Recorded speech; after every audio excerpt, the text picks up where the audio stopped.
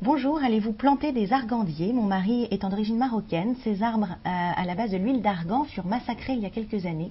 Et l'huile se vend à prix d'or ou se trafique de nos jours et elle est à la mode dans nos cosmétiques.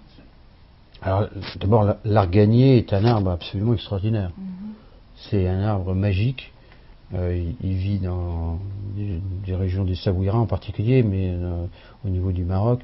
Et c'est un arbre qui a une croissance lente, qui vit dans des zones semi-désertiques. Et c'est vrai qu'il est magique parce qu'il apporte cette noix d'argan et permet à la fois de créer de la richesse pour les femmes, puisqu'elles exploitent derrière donc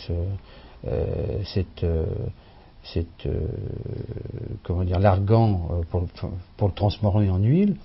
Alors, pour répondre à la question, on travaille aujourd'hui avec la Fondation Mohamed VI pour la sauvegarde justement de l'arganier et nous allons planter 10 000 arganiers dans les mois qui viennent dans la région des Savoyards. D'accord.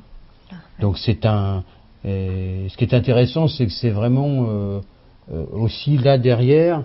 Alors c'est vrai que quand on plante des arbres, il ne faut pas s'attendre à des résultats immédiats. Vous savez quel est l'arbre le plus vieux du monde? Non. L'arbre le plus vieux du monde, les arbres les plus vieux du monde ont 5000 ans. Oui. Bon, alors donc, alors c'est vrai que quand on plante des arbres, on ne peut pas se dire on veut immédiatement un résultat. Moi, quand je suis avec des forestiers, il y a des chênes chez nous qui sont coupés parce qu'ils ont 80, 100 ans. Mais ce qui est intéressant, c'est que ces gens-là, ils ne travaillent pas comme nous sur les 6 mois qui viennent, ils travaillent sur les 50 ans, sur les 80 ans, sur les 100 ans qui vont venir. Donc ce qu'ils font là, aujourd'hui, ça va être pour les générations vraiment futures, quoi.